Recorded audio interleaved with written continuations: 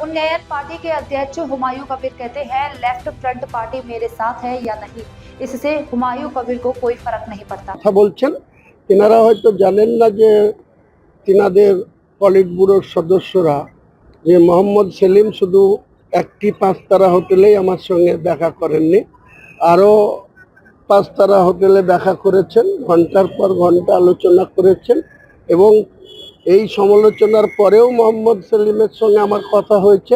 তিনি এখনও বলছেন, অ্যাসোর করছেন যে তৃণমূলকে হারানোর জন্য তিনি আমাদের সঙ্গে থাকবেন।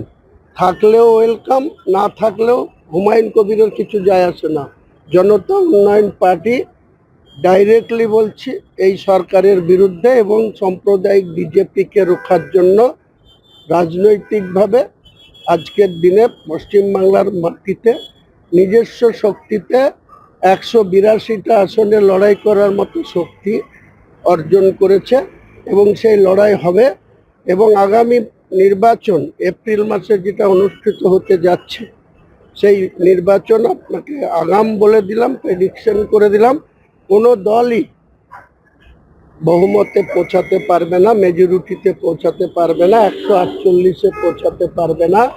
ত্রিশঙ্ক অ্যাসেম্বলির রেজাল্ট হবে, যেদিন ত্রিশঙ্ক হবে আগামী দিনে কে সরকার গড়বে, কার সমর্থনে কে চলবে সেটা ভবিষ্যৎ কথা বলবে।